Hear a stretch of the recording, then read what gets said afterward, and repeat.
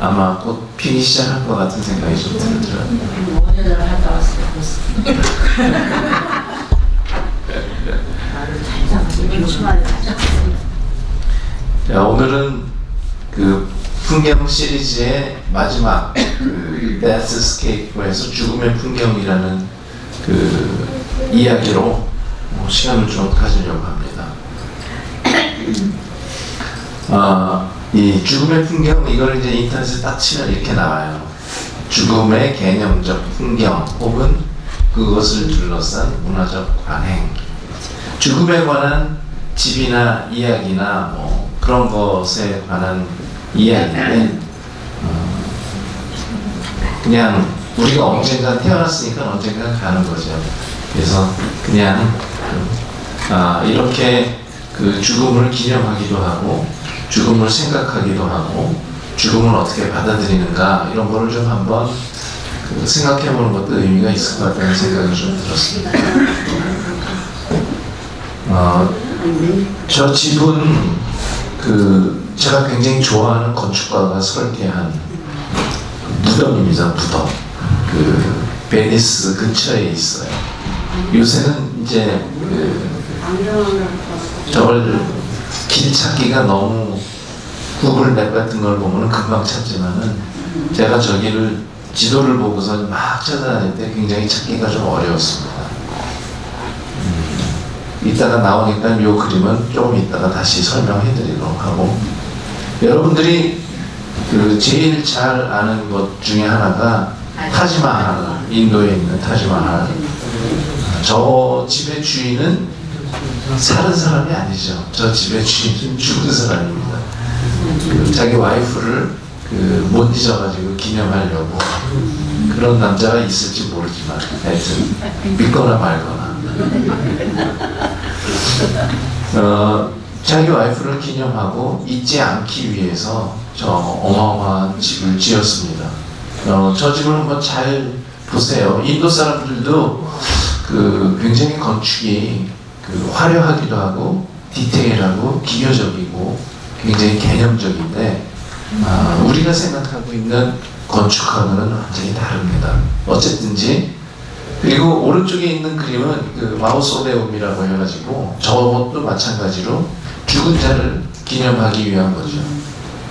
조금 이따가 나오겠지만 스핑크스도 마찬가지입니다.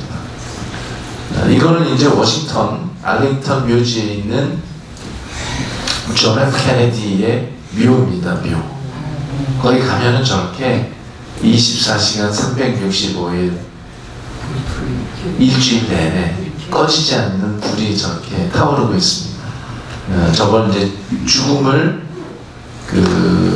저 불로 꺼지지 않는 불로 이제 상징하고 의미하는 것이겠죠. 알링턴 가까우니까는 한번 봄에 날씨 좋을 때 주말에 구경 가셔도 좋을 것 같아요. 거기 가시면은 이런 것도 있습니다.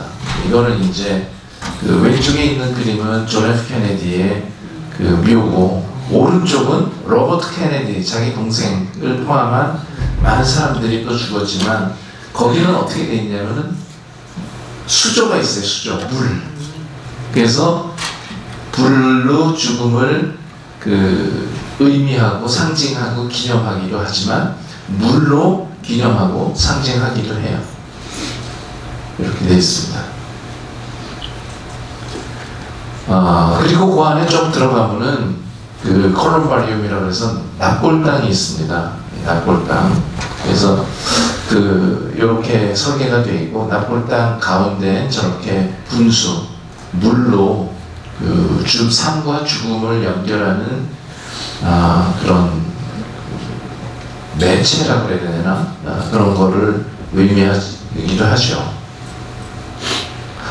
이 그림은 우리가 이제 9/11 9.11 사건이 터지고 거기 그라운드 제로 그 부분을 어떻게 기념할까 해가지고 현상 설계를 했어요. 그래서 그 현상 설계에 제출한 사람의 아이디어를 가지고 저 조형물, 집이죠. 구조물을 구축했습니다. 저 그림을 잘 보세요. 저 그림이지만 이제 조금 있다가 저 사진이 나올 거니까 그래서 뉴욕의 그 월스트리트 거기 가면은 저런 그림이 저게 지어져 있습니다. 근데 그거를 이제 설계했을 때는 그것만 있는 게 아니라 그것과 연결되어 있는 또 다른 구조물, 구축물, 그 다음에 지하 시설들을 어떻게 저기랑 연결할까라는 이제 그런 계획도 어떻게 보면은 건축 조감도라고 할 수가 있겠죠. 저 오른쪽에 있는 저거는 얼마 전에 새로 지었는데 저것도 조금 이따가 한번 다시 설명을 드리겠습니다. 그 지하는 되게 복잡해서 저렇게 많은 공간들, 구조물들이 서로 연결되어 있습니다. 위에서 본 거고, 오른쪽에 있는 게 이제 바로 큰 수조 같은 그런 물이 쏟아져서 아래로 빨려 내려가는, 그래서 저게 9/11을 기념하는 굉장히 상징적인 조형물로 되어 있어요. 그리고 그 옆에는 대리석, 돌에 거기서 죽은 혹은 찾지 못한 그런 사람들의 이름들이 이렇게 쭉 적혀 있습니다. 뉴욕시에서 조금 올라가면은 비컨이라는 굉장히 유명한 미술관이 있어요. 거기 한번 꼭 가보세요. 뉴욕에서 기차를 타고 조금 올라가면 돼요. 한 20분 걸리나? 허드슨 강을 따라서 조금 올라가면. 근데 저기에 나비스코라는 여러분들 잘 아시는 과자 공장이 있었어요. 근데 그 과자 공장을 리노베이션 해가지고 현대 미술관으로 만들었어요. 굉장히 근사한 현대 미술관이에요. 저기 한번 진짜 꼭 가보셨으면 좋겠어요. 근데 저기 가면은 이것의 한 10배 정도 되는 어마어마한 그런 공간이 홀 하나, 앤디 워홀의 작품들만 쫙 있는 홀도 있고, 왜냐면 그게 옛날에 과자 공장이었으니까 얼마나 컸겠습니까? 근데 거기 한켠에 저렇게 돼 있는 구조물이 있어요. 저거는 마이클 하이저라는 작가가 만든 작품이에요. 왼쪽 그림이요. 저게 이렇게 땅으로 푹 꺼져 있는 바닥을 이렇게 파가지고 철로 이렇게 테두리를 해가지고. 근데 저는 사실 9/11 그라운드 제로에 있는 저 워터폴하고 너무 비슷하더라고요. 예.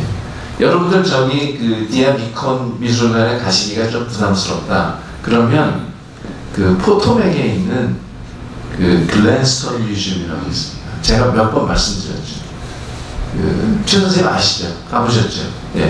거기도 가면은 포토맥 글랜스턴 뮤지엄 거기에 저 사람 작품이 있어요. 마이클 하이즈 작품이 땅에 이렇게 쫙 흔적처럼 해가지고. 그래서 그걸 보는 것도 아주 근사한 경험이 될 겁니다. 어쨌든지 저게 죽음을 상징하고 의미하는 것이라고 볼 수가 있겠죠. 전체적인 그림은 이렇게 되어 있습니다. 그림이 이 원래 현상 설계에 제출했었던 저 작가의 스케치가 있어요. 굉장히 멋있어요. 어떻게 그렸냐면 저 물 떨어지는 거를 그걸 제가 찾다가 못 찾았습니다, 사실은. 제가 한국에서 짐이 왔는데 그 짐을 막 뒤죽박죽 섞여 있어가지고 아직 정리가 잘 안 돼 있는데, 그 물 떨어지는 걸 어떻게 표현했냐면 색연필로 표현했어요. 색연필로 이렇게 막 터치를 해가지고 너무 근사한 작품이에요. 여기 보면은 왼쪽 그림의 저 뒤에 새가 날개를 펴고 있는 것처럼 보이는 이겁니다. 이거는 사실은 굉장히 유명한 건축가가 설계한 거예요. 그 사람 이름이 산티아고 칼라트라바라는 사람, 스페인 사람인데, 저 사람이 영국의 워털루역도 설계를 하고 굉장히 많은 건축을 설계를 했는데, 굉장히 저게 철제 구조물임에도 불구하고 너무 유연하게 꼭 날아가려는 것인지 혹은 그쪽에서 날아와서 앉아있는지, 하여튼 그런 모양을 한 집입니다. 굉장히 커 보이지만 안에 들어가면 너무 근사해요. 이렇게 되어 있습니다. 예. 꼭 가보세요. 재밌어요. 근데 이제 매년 9월 11일 오전 10시가 되면은 저 가운데 있는 창에 유리문이 쫙 열립니다. 그래서 그냥 빛이 들어와요. 그러니까 9월 11일을 절대로 잊지 않는다라는 의지이기도 하고 그 표현이기도 하고 되게 엄숙해요. 그 빛이 우리는 이렇게 창을 통해서 빛이 들어오는데 이게 빛이 귀한 줄 모르고 정말 어떻게 사용하는가, 건물의 빛을 어떻게 받아들이는가, 어떤 태도를 갖는가가 건축가들이나 사용자들이나 디자이너들이나 굉장히 고민이었습니다. 그래서 이거는 이제 저 위를 바라보고 찍은 사진인데 한번 생각을 해보세요. 그 시간이 돼서 저 창이 전부 열려서 그 공기, 해가 그냥 바로 떨어진다라는 게, 빛이 들어온다라는 게 너무 근사한 생각인 것 같습니다. 이렇게 생겼어요. 멋있죠? 네. 제가 몇 번 말씀드렸지만은 제가 워싱턴에 있을 때 20년 전입니다. 제가 재미로 말씀드렸지만은 제가 설계한 것 중에, 제가 설계한 게 아니죠. 저희 회사에서 설계했는데 제가 뭘 맡았냐면은 저기 인디언 뮤지엄의 탑, 이렇게 빛이 들어오는 탑 라이트, 저 돔 전체를 맡았어요. 그래서 저거를 이제 저 프로젝트 끝날 때까지 저거만 해가지고 이제 설계를 했는데, 저거 설계한 사람은, 이게 저거를 말씀드린 겁니다. 혹시 못 들으신 분이 있을 것 같아가지고. 저거를 설계하신 분이 캐나디안 인디언이에요. 인디언 아키텍이에요. 굉장히 유명한 건축가입니다. 오타와에 가면은 저 사람 작품이 거의 비슷한 저 사람의 작품이 있어요. 근데 이 사람의 특징, 대부분의 건축가는요 게으릅니다. 게을러요. 뭘 좀 해달라 그러면 네 하고 그냥 뭉개고 있어요. 예. 저도 그렇습니다. 와이프가 뭐 해달라 그러면 절대로 안 해요. 요새 더 안 해요. 그런데 저거를 설계한 사람이 스미소니언 뮤지엄에서 언제까지 제출을 해야지 집을 질 거 아닙니까?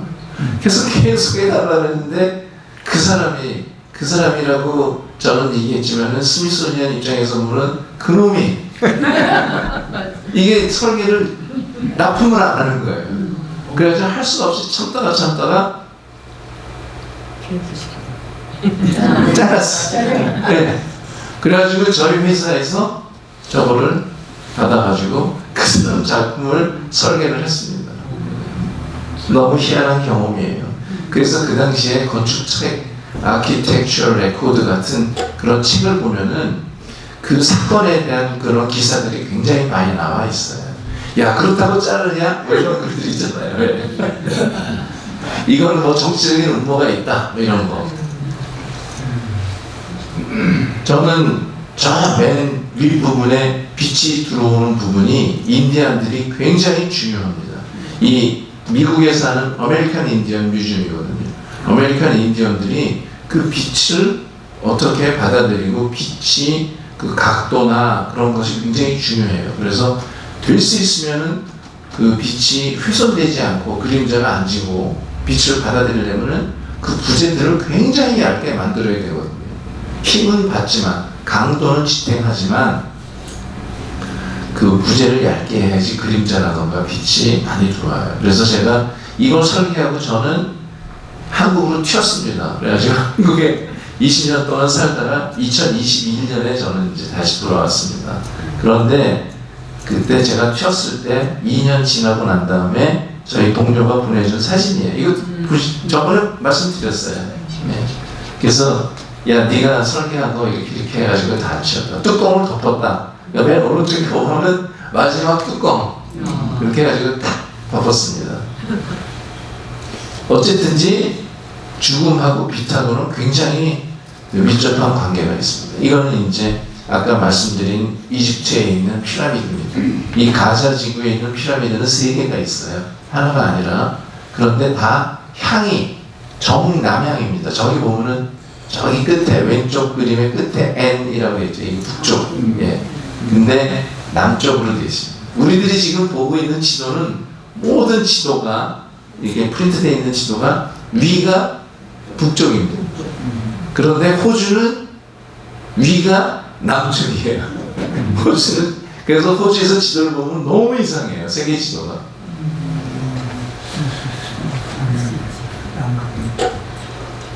자, 이제 며칠 안 남았는데 2025년 올해 5월 2일에서 6일은 영국에서 이런 날로 정했어요. Dying Matters Week. 그래서 이 죽음에 대해서 우리가 한번 생각해보는 그런 시간으로 가자. 그 죽음을 생각하고 죽음의 의미를, 그리고 주위에 있는 사람들이나 혹은 그 가족들 중에서 먼저 가신 분들에 대한 그런, 혹은 갈 우리 자신들을 위해서도 한번 생각을 해보자. 그래서 저는 이게 되게 중요한 것 같아요. 나라 전체가 그 한 주 그 시간을 죽음에 대한 공개적인 논의, 죽음 준비에 대한 솔직한 대화, 임종 과정과 생애 말기에 대한 돌봄, 상실과 애도, 케어, 장례 계획, 뭐 이런 것들에 대한 것을 한번 리마인드 하는 것을 생각해보는 시간으로 갖는 게 저희도 되게 중요한 것 같아요. 누가 한숨 쉬셨습니까? 이게 지금 주제가 잘못된 것 같아요, 그죠? 뭐 언젠가는 다 갈 텐데요, 뭐. 분위기 안 좋습니다.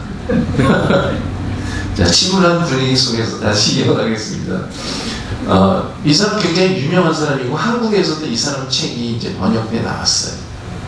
이 사람은 엘리자베스 퀴블러 로스라는 사람입니다. 이 사람이 죽음을 수용하는 모든 사람들의 일반적인 태도를 5개의 단계를, 처음에는 뭐 부정서부터, 그러다가 나중에는 수용을 하게 되죠. 타협도 있어요, 중간에. 야, 뭐 내가 살려주면 어떻게 할게, 뭐 이런 거 있잖아요. 우리 기도도 그런 기도 하잖아요. 근데 그 사람 책 중에서 그 인생 수업이라는 책을 제가 오래전에 한국에서 본 적이 있어가지고, 그래서 이 사람이 그 죽음과 임종에 관한 그런 책을 썼는데, 다행히 요새 한국에도 한림대학교라는 대전에 있는 대학교에서 이 그 죽음에 관한 그런 그 주제, 끊을 수 없는, 뗄 수 없는 주제에 관해서 연구를 해가지고 책으로 낸 대학이 있습니다. 그래서 한림대학교에서 연구소를 만들었어요. 보면은 생사학 연구소. 그래서 거기 보면은 우리 주제를 제가 저기서 따왔습니다. 죽음의 풍경을 그리다. 그리고 오른쪽에는 생과 사의 인문학. 뭐 되게 재밌는 주제들이 많아요. 그래서 저 책을 나중에 뭐 지인들이나 한국에 계신 분 있으면 관심 있으시면 한번 재미로 읽어보시는 것도 좋습니다. 이거는 이제 그 카타콤인데, 카타콤은 로마에도 있고 파리에도 있습니다. 300년 동안 지하교회가 저기에 있었습니다. 300년 동안 저기서 예배를 드리고 크리스천들이 그렇게 했습니다. 그래서 카타콤은 카타하고 뚜바, 그래서 그 무덤 사이라는 그런 뜻이랍니다. 제가 그 한 해수를 2년 동안 이태리에서 공부할 때 매번 이제 그 투어를 갔어요. 근데 로마에는 참 많이 갔었는데, 로마에 가가지고 딱 갔는데 저렇게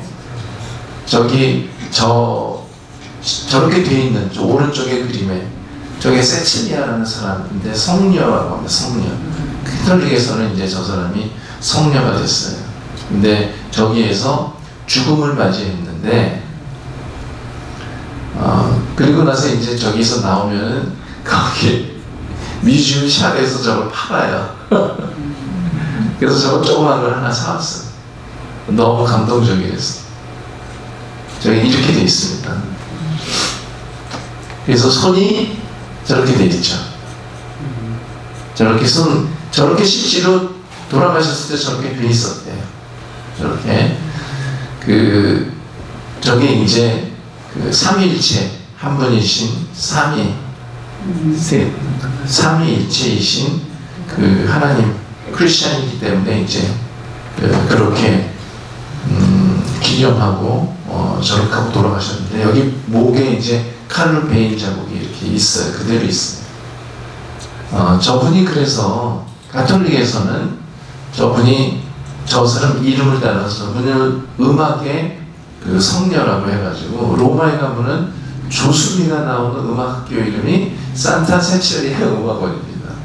그래가지고 저 사람이 저분을 기념하는 그러한 그 학교뿐만 아니라 무슨 극장이랄까 뭐 많이 있습니다. 어쨌든지 저분은 제일 오래된 음악학교의 원형이 돼 저분 이름을 따서 이렇게 했습니다.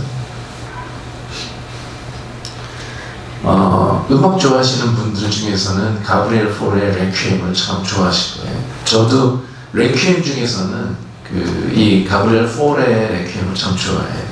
그 옛날에 아마데우스를 보시면 아마 여러분들 다 젊었을 때 다 보셨을 거예요. 아마데우스를 보면은 왜 어떤 사람이 까만 망토를 입고 가면을 쓰고 곡을 의뢰하러 와요. 근데 그때 모차르트가 굉장히 아팠었어요. 그런데 모차르트가 게을러가지고 아까 그 인디안 미션 설계한 사람처럼 이게 빨리빨리 디리버리를 해야 되는데 안 한 거야. 작곡을. 그래서 저 사람이 문을 똑똑똑 두드리면은 깜짝 놀라지고 막 땀을 흘리고 기억나시죠? 막 그렇게 쫓기듯이 그때 만들었던 곡이 레퀴엠입니다. 레퀴엠은 진혼곡이라고 할 수도 있고 어떻게 번역을 하죠? 장송곡이라고 얘기하죠. 장송곡. 이렇게. 근데 이 레퀴엠, 특히 이 가브리엘 포레 레퀴엠은 가브리엘 포레가 그렇게 얘기를 했어요. 죽음은 공포가 아닌 희망과 위안이다. 그래서 저 가브리엘 포레의 특히 하모니아 문디라는 저 오래된 브랜드에서 나온 저 CD 자켓입니다. 그래서 저게 아까 봤던 산타 체칠리아가 저렇게 누워서 죽어있는 저게 그 레퀴엠의 표지로 저렇게 사용하고 있어요. 이것도 제가 지지난 시간에 한번 말씀드렸던 것 같아요. 성서적 풍경에서 말씀드렸던 것 같아요. 근데 이것도 마찬가지로 산타 체칠리아가 삼위일체 한 분이신 예수 그리스도를 고백하고 돌아가신 것처럼 이분도 예수가 돌아가셨다가 조금 있으면 이제 이스터죠. 부활하셨다고 하는데 부활이라는 개념이 이때 제자들도 없었어요.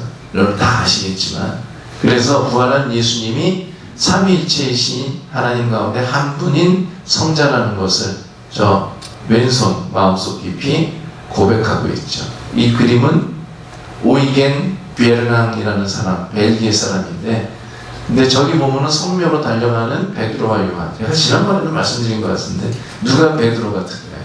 베드로. 예? 오른쪽. 예, 왜요? 예? 더 얼굴이 살았어. 첫째. 그리고 두 번째. 이런 표현해서 좀 죄송한데 벤놈이야.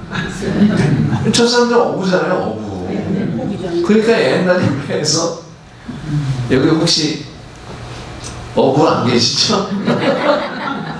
벤놈이라고 표현해서 죄송한데 저 사람의 삶이 저 사진에 그냥 그대로 드러난 것 같아요.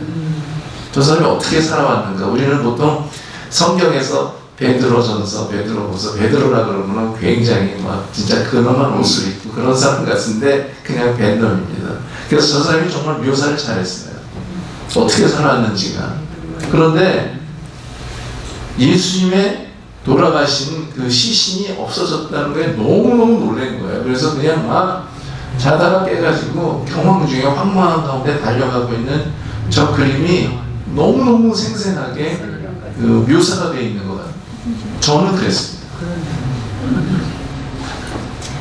이거는 그 레퀴엠이라는 곡을 여러 작곡가들, 음악하는 사람들한테 저 진홍곡, 장성곡이라는 게 사실 예배의 형식, 음악의 형식 중에서 굉장히 중요하기 때문에 많은 사람들이 작곡을 했습니다. 그래서 저기 메르리 레퀴엠도 있고, 그 캐르비니의 레퀴엠도 있고, 올란도 라수스라는 사람의 레퀴엠도 있고, 그 다음에 왼쪽 밑에 빅토리아의 레퀴엠도 있습니다. 저기 음악을 혹시 여기 진짜 좋아하시는 분이 계시면은 오른쪽 밑에 있는 저 김멜이라는 브랜드, 영국 브랜드인데 저 브랜드의 음악이 굉장히 좋습니다.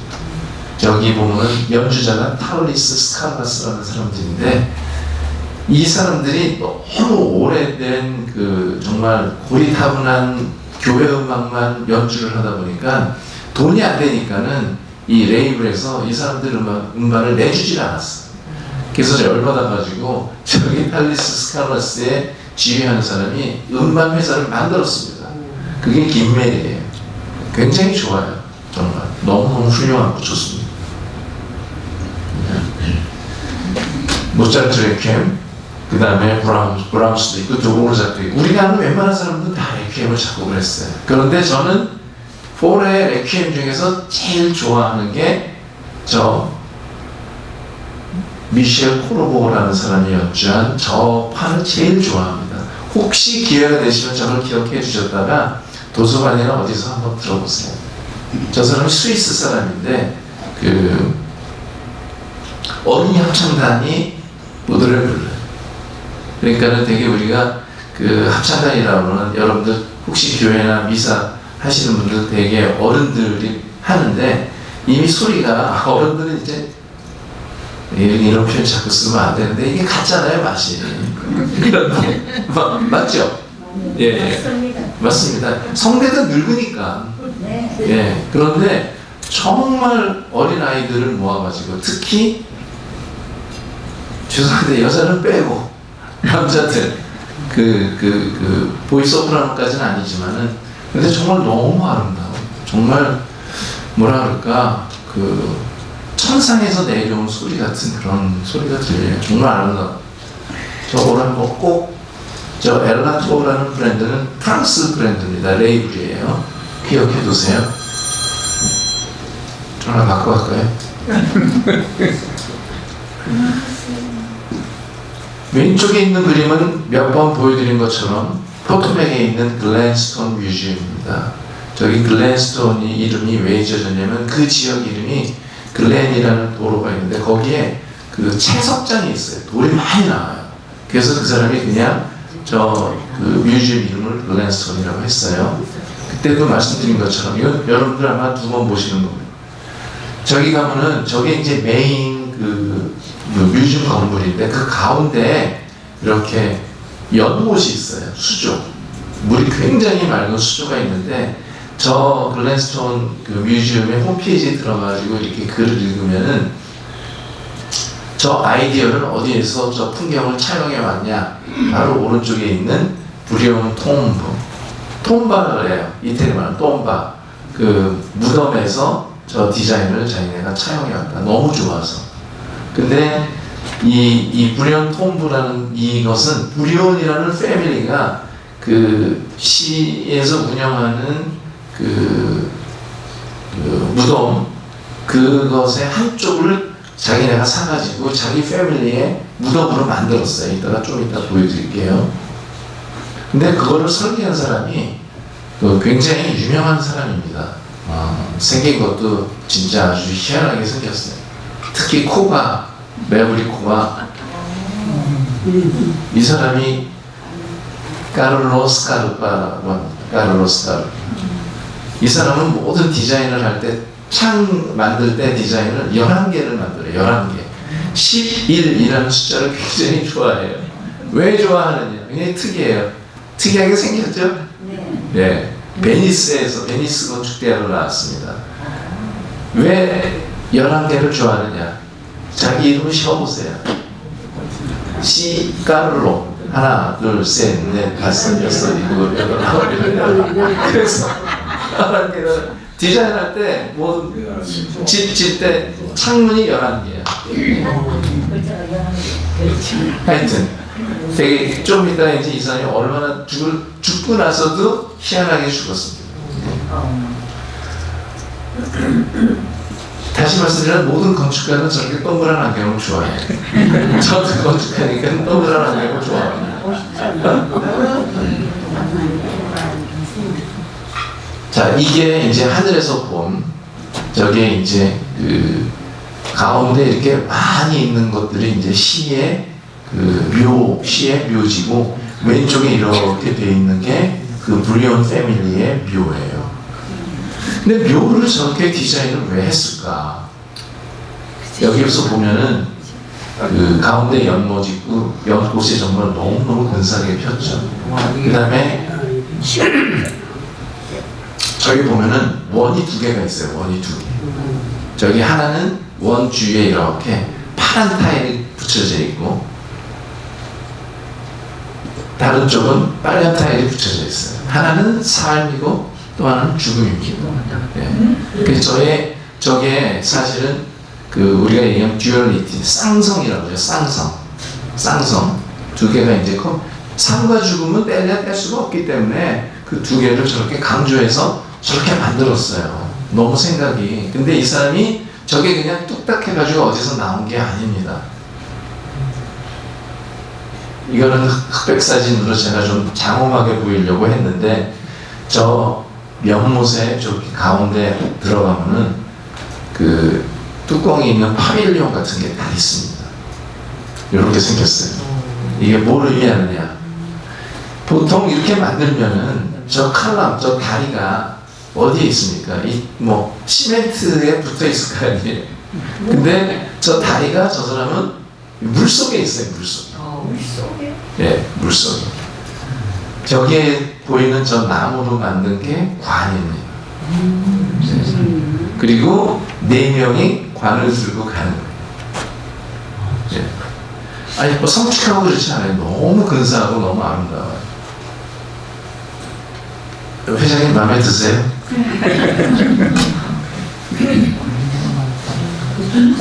자, 이 사람이 이걸 하면서 그 옆에 채플을 지었어요. 근데 그 채플도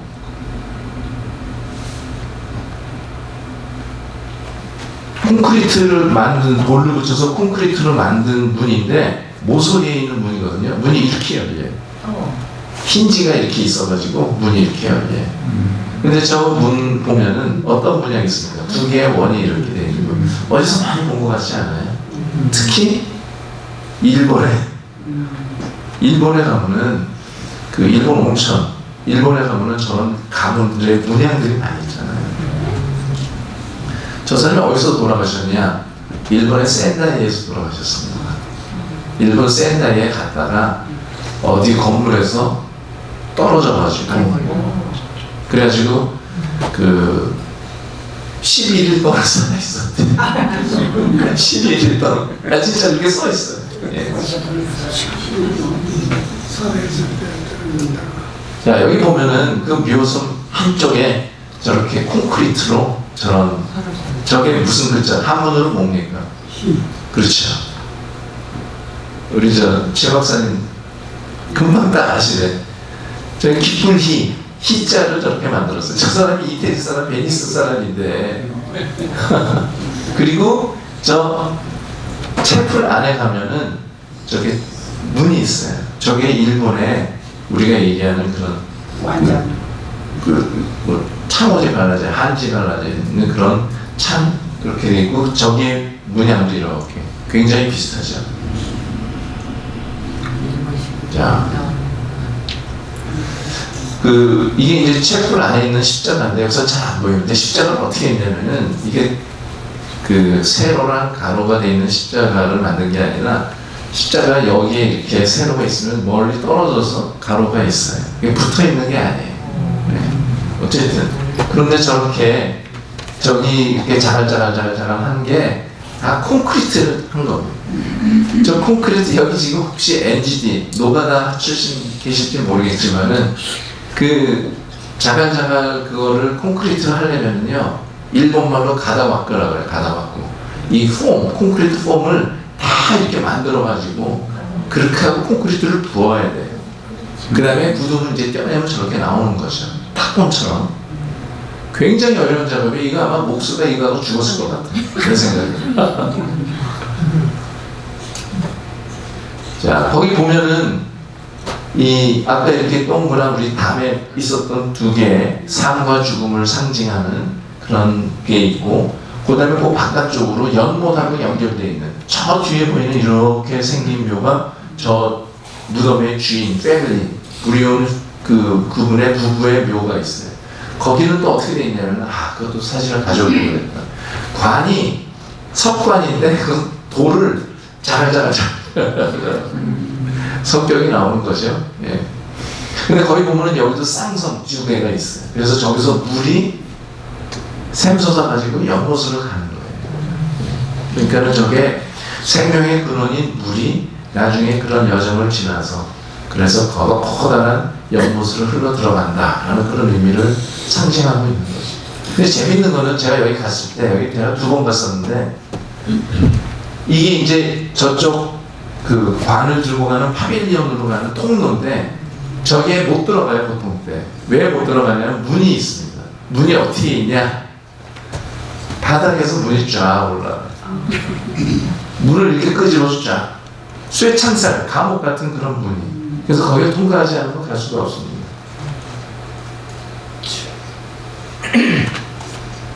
저게 바로 그 사진이 있네. 저게 바로 그 브리온이라는 패밀리의 묘예요. 부부, 둘. 어떻게 되어 있습니까? 대리석이에요. 자, 계단 디자인이 어떻습니까? 너무 재밌죠? 계단이 그렇게 똑같을 필요는 없는 거죠. 발을 어떻게 이렇게 딛고 올라가냐에 따라서. 근데 이분이 되게 재밌는 건 베니스에서 이제 베니스 대학에서 건축과를 나와서 베니스 대학 교수를 했는데, 베니스에서 여러분들 베니스 가신 분은 아실 거예요. 무라노 섬이라고 있어요. 무라노. M-U-R-A-N-O.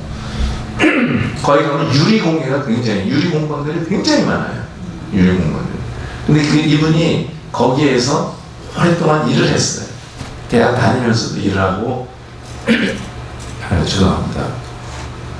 그래서 저기 이 아까 그 연못에 있는 벽에 보면은 저렇게 유리를 타일처럼 만들어가지고 이렇게 쫙 붙였어요.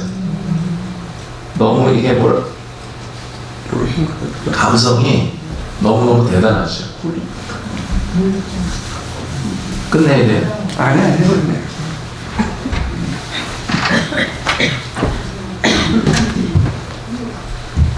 콘크리트로 자라자라자. 모든 거에 자라자라자라. 이 사람 왼쪽에 이제 이 사진에 보면 왼쪽에 집이 채플입니다. 그리고 저 모서리에 있는 게 이렇게 열리는 문이에요. 그런데 저 위에도 보면 계속 자라자라. 근데 이 사람이 베니스에서 공부를 가르칠 때, 교수를 할 때 이 사람한테 배운 사람이 있습니다. 여러분들도 잘 아시는 분이에요. 누구냐? 스위스의 건축가인데 마리오 보따라는 사람이에요. 마리오 보따가 처음 설계한 집이에요. 왼쪽 기존에 있던 집에 익스텐션을 한 거예요. 어떻게 돼 있습니까? 벽돌로 자라자라. 저 사람이 왜 여러분들이 아시냐 하면은 죄송합니다. 고맙습니다. 네.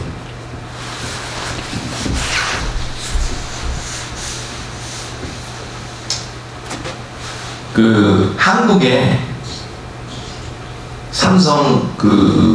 삼성이 만든 리움 건물이 세 개인데 그 중에 하나를 설계를 했고요. 그 다음에 강남 교보문고를 설계했어요. 강남 교보문고 한국에 가셔서 여러분들 혹시 기억나세요? 자라자라. 벽돌로 자라자라. 예, 되게 재밌죠. 자, 이 사람이 갑자기 센다이에 가가지고 죽었습니다. 11일 동안 있다가 죽었어요. 그런데 죽고 난 다음에 자기가 설계한, 저게 9년에 걸쳐서 설계했는데 자기가 설계한 저 브리온 톰브라는 데다가 묻어달라고 했어요. 그래서 저 사람이 이렇게 저기 보면 이제 보이고, 마찬가지로 입구가 되게 좁지만 어떻게 됐습니까? 저게 지나다니는 겁니까? 아니면은 그냥 보는 겁니까? 보는 거죠. 주로 지나다닐 수는 없죠. 저기 디테일이 어떻게 돼 있어요? 영락 없이 자라자라. 계속 자라자라. 저기가 비석이에요. 보통 우리는 어떻게 돼 있습니까? 사람은 묻혀 있고 비석은 서 있죠. 저 사람은 비석은 땅바닥에 있어요. 그러면 어디에 묻혀 있어요? 네? 저 사람 벽 속에 있대요. 벽 속에 선체가 있어요. 약간 똘끼가 있는 거지. 아까 제가 사진 말씀드렸잖아요. 특이한 사람이라고. 그래서 저 벽 속에 선체로 묻혀 있고 저 비석은 바닥이에요. 이렇게 우리 여러분들 인터넷 이거에 사진 볼 때 이게 90도로 로테이트하면 되잖아요. 그러면 비석은 서 있는 거고 사람은 누워 있는 거지 뭐. 그게 그거지 뭐. 지구는 동그라니까는 뭐 서 있으라 누워 있으라 그게 무슨 상관입니까? 생각이 굉장히 특이해요. 정말로. 자, 이거는 이제 독일에 새로 생긴 화장장입니다. 크레마토리움이라고 해서 새로 생긴 화장장인데 저기도 마찬가지로 화장을 할 때 사람들한테 그런 분위기, 그러니까는 결국은 화장을 해서 우리가 땅을 밟고 있는 이곳에서 하늘로 간다라는 것을 상징하는, 그래서 저 기둥을 보면은 그냥 위에서 이제 빛이 내려오고 많은 기둥, 저게 이제 생명, 그런 뭐랄까 엄숙한 그런 분위기를 만들죠. 그 기둥이 얼마나 큰지 감이 오시죠. 굉장히 엄숙하고 그런 뭐랄까 연출을 잘하는, 생긴 지 얼마 안 됐습니다. 이거는 제가 되게 좋아하는 건축가인데 이 사람은 기획만 하고 죽었어요. 이거 지어지진 않았습니다. 뭐냐면 집 이름이 단테움이에요. 단테움, 콜로세움 이런 것처럼 단테움. 그래서 이 사람이 단테의 기념관을 만든 거예요. 그런데 저게 사람이 사는 집이 아니고 사람이 되게 불편해요. 아까 우리 이 집도 마찬가지죠. 이것도 사람이 사는 데가 아니고 기둥이 너무 많으니까 뭐 넓은 사람 만나는 장소도 아니고, 이 집도 마찬가지입니다. 그게 마당이 이렇게 있어서 이것만 마당이 있고 왼쪽에 계단을 통해서 들어가면은 굉장히 많은 기둥들이 저 안에 있었어요.